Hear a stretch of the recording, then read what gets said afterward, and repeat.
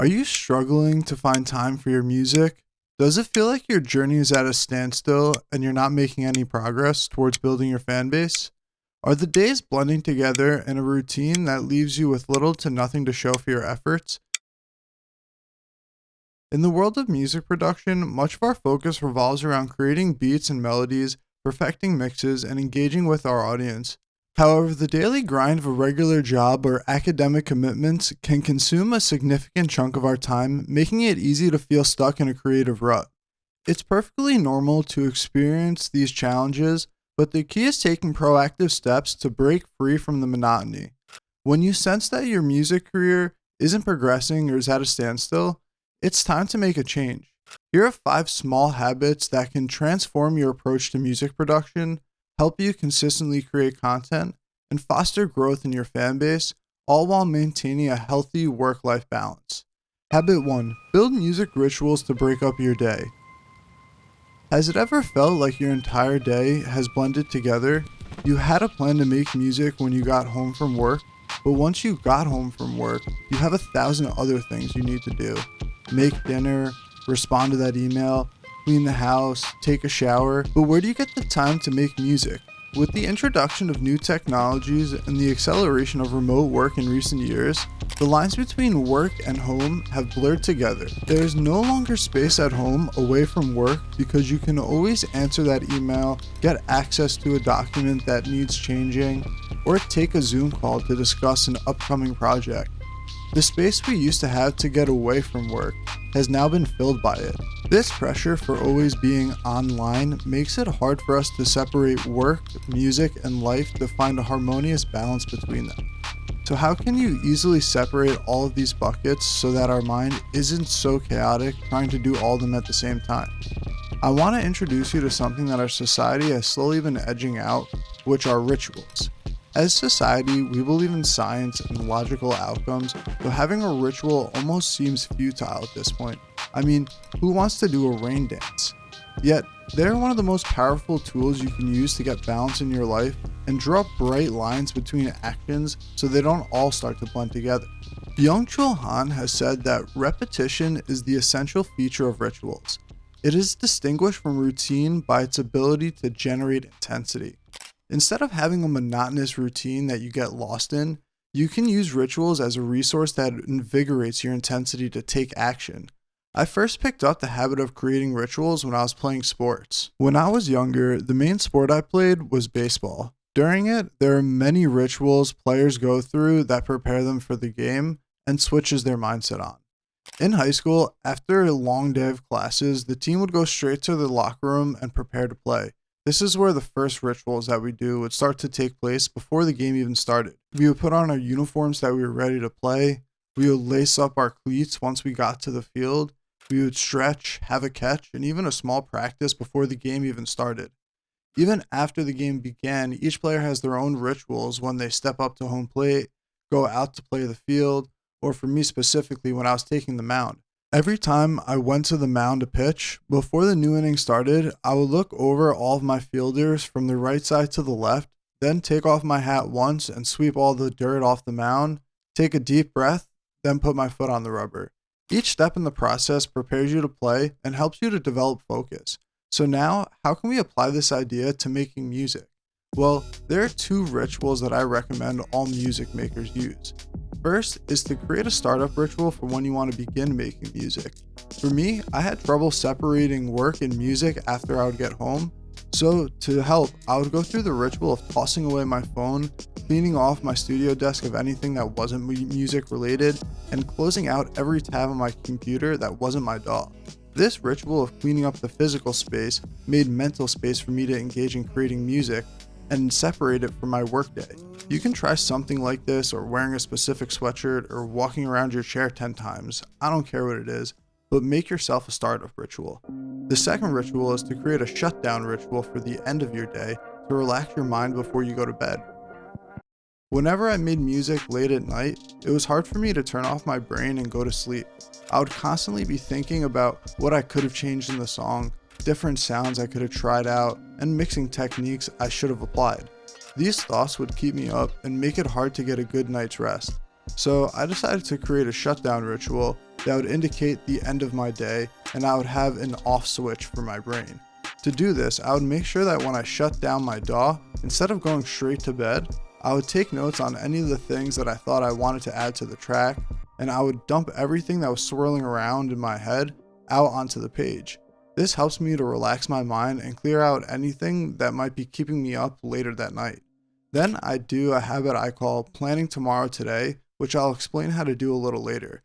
It lets me control my day and create airtight pockets in my schedule that don't get jumbled into one another, so I can stay completely focused on one thing at a time. By using a startup ritual like these, you'll find yourself procrastinating less because you know the action you need to take to get the ball rolling and start to gain momentum. Habit number 2, the 2-day rule. Have you ever had one day of bad music that carryovers into the next? Maybe you didn't make a track that was up to your standard, or you made a post that your audience didn't engage with, so now you're feeling less confident. At that point, the momentum for success seems like it's going in the opposite direction. One bad thing leads to the next one, and soon enough, we are dragged down into a bottomless pit, getting nothing done in our music or life. It happens to all of us at times. When we're making music, not everything goes perfect, but the most important part is to not let a bad day become a bad week or a bad month.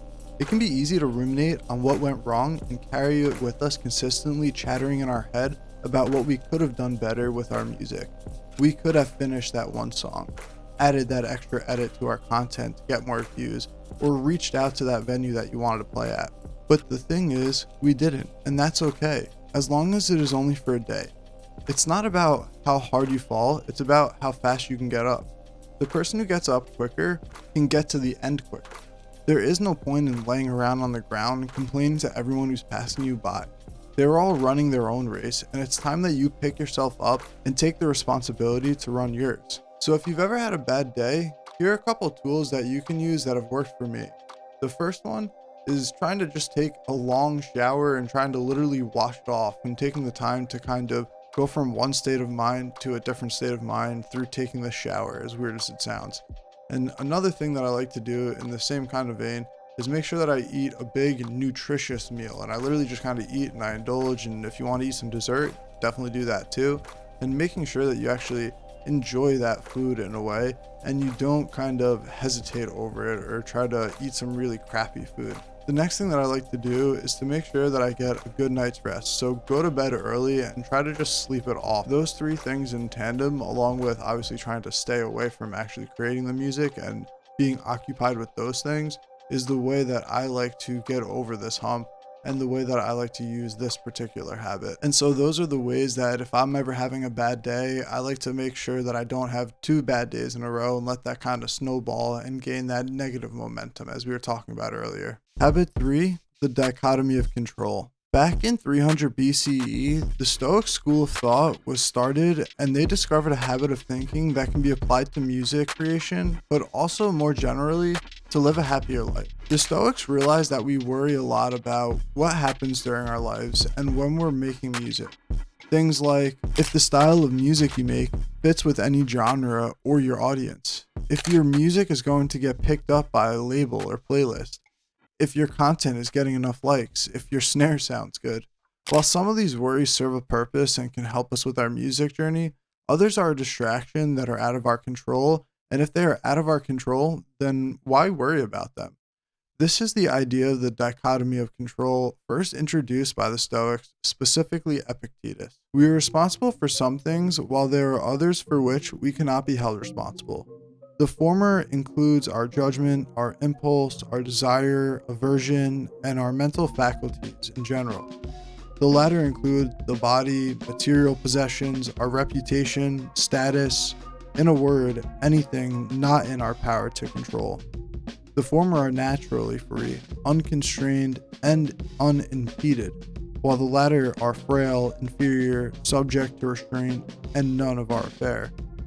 So now I want to go over 3 things that are in our control as music makers and 3 things that are also out of our control. So the first one is your technical skill, or the amount of practice that you actually put into whatever you're doing, whether that's learning a new instrument, making beats, or maybe growing your fan base and creating content. Whatever it happens to be in that sense, the amount of actual skill that you have or the time that you put into developing that skill is something that is under your control. However, what the audience does on the other side of that is not under your control. How the audience perceives the music that you make and the reputation that you build up for yourself is something that the audience determines. And their viewpoint of you is usually a reflection of the effort that you put in. So the better effort that you put in, the better reputation that you hold with the other people, but there's no guarantee of that. You can only try to have a good reputation. You can't tell them what do you want your reputation to be to them. They have to decide it for themselves. And the second thing, in terms of something that's in our control, is that we can control how many times we publish our music, how many pieces of content that we put up, for example. I can make sure that I put up a piece of content every single day. But something that's out of my control is if any of those pieces of content are going to go viral and really hit the algorithm. That's in its control, the platform, whichever one that you're posting on, if it decides to push you out to a bigger audience or not. All that you can control, or all that I can control as a creator in this case, is putting out the music on that platform. I can't control what happens afterwards with what the algorithms do with it. And the third thing is your time management. And this is how you actually schedule your day and make time in that schedule for music. That's something that's under your control and you're capable of being able to do and filter out. And so by being able to understand these two different state of minds and this dichotomy of control, you'll be able to have more comfortable experience with the music that you're putting out and being able to worry about things that are in control and not having to worry about things that aren't. So there you have it. The 3 small habits that can completely change your music output, letting you finish more music, create more content, and find balance in your life. By understanding and applying these music habits, you can become consistently productive and achieve incredible music results. My goal here is to take every lesson I learn on my music journey and decipher it down into easy to watch, instantly applicable steps so that you stay tuned to our channel as you build the skill set of finding time in your day for music and developing a better work-life balance so you can thrive in the music industry.